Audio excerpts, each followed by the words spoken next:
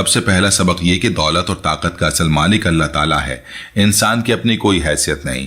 قارون نے یہ سمجھا کہ سب کچھ اس کے اپنے علم اور ذہانت کی وجہ سے ہے، لیکن اللہ نے اسے دکھا دیا کہ اصل طاقت کس کے پاس ہے۔ دوسرا سبق یہ ہے کہ تکبر اور غرور انسان کی تباہی کا باعث بنتے ہیں۔ جب انسان اپنے آپ کو سب سے بڑا سمجھنے لگتا ہے تو اللہ اسے نیچا کر دیتا ہے۔ تیسرا اہم سبق یہ ہے کہ دولت کو اللہ کی راہ میں خرچ کرنا چاہیے۔ قارون نے اپنی تمام دولت کو صرف اپنی نمائش اور تکبر کے لیے استعمال کیا۔ اس نے نہ زکوٰۃ دی نہ غریبوں کی مدد کی۔ نتیجہ یہ نکلا کہ اس کی تمام دولت اس کے کام نہ آئی۔ چوتھا سبق یہ ہے کہ دنیا کی چمک دمک عارضی ہے۔ قارون کی تمام شان و شوکت چند لمحوں میں ختم ہو گئی، اس کا کوئی نشان باقی نہ رہا۔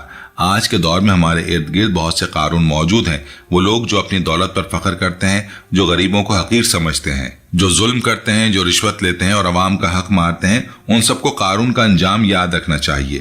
اللہ کی گرفت بہت سخت ہے اور جب وہ پکڑتا ہے تو کوئی بچ نہیں سکتا۔ موجودہ دور کے حکمرانوں کے لیے قارون کی کہانی ایک بہت بڑا سبق ہے۔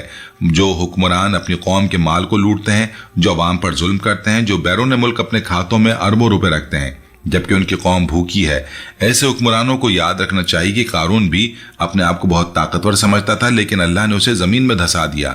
آج نہیں تو کل، دنیا میں نہیں تو آخرت میں، ہر ظالم کو اس کی سزا ضرور ملے گی۔ امیر لوگوں کا پیغام ہے کہ آپ کی دولت میں غریبوں کا حق ہے۔ اللہ نے آپ کو یہ دولت امانت کے طور پر دی ہے، اس سے نیک کام کریں، زکوٰۃ دیں، غریبوں کی مدد کریں۔ قارون کے پاس بے شمار خزانے تھے، لیکن وہ سب زمین میں دفن ہو گئے اور اس کے کام نہیں آئے۔ آپ کی دولت بھی آپ کے ساتھ قبر میں نہیں جائے گی، صرف آپ کے نیک اعمال ساتھ جائیں گے۔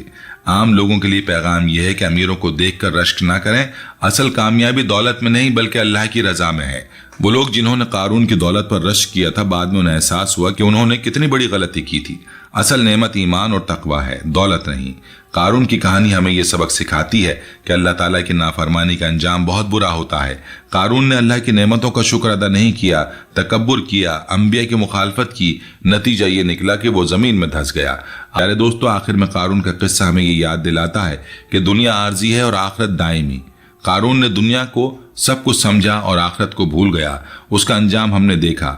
ہمیں دنیا میں رہتے ہوئے آخرت کی فکر کرنی چاہیے، حلال کمانا چاہیے، اللہ کی راہ میں خرچ کرنا چاہیے اور ہمیشہ یاد رکھنا چاہیے کہ اصل زندگی آخرت کی زندگی ہے۔